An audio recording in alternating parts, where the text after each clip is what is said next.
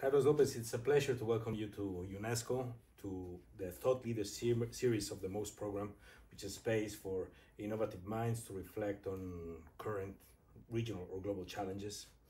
And now that you will be addressing today a topic, the future of African economies, pathways for resilient growth, which is quite broad indeed, and you've written a lot about it. And for this capsule, I would like to focus on a specific challenge, the demographic transition. While in many parts of the world, we see a population already not very young, to put it mildly, and in others it's aging very fast, like is the case of Latin America. Africa stands out with its very large and fast growing and very young population, which of course implies challenges and big opportunities. In your view, what are the key actions that we must take to ensure that this demographic trend results in economic and social gains for the continent as a whole? And what is the relationship of this demographic trend to the structural transformation in Africa? Well, first we have to start by admitting that we have the demographic stress in the wrong hemisphere. Because instead of being worried about the youthness of Africa, we should be worried about the aging of the world population, including in China.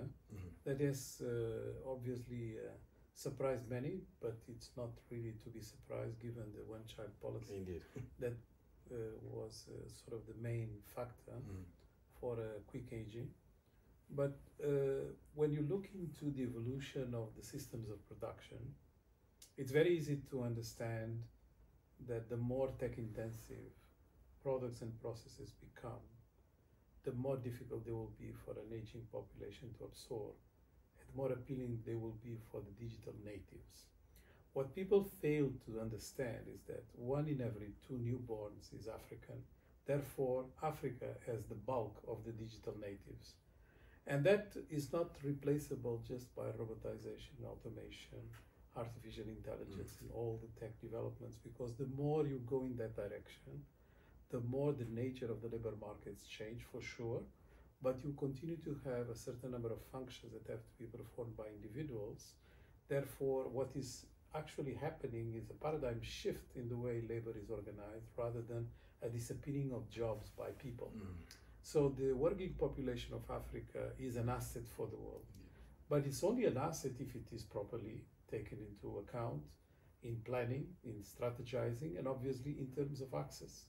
Access to what? Access to education, access to capital, and other incentives that are going to allow them to build enterprises to be integrating the production systems.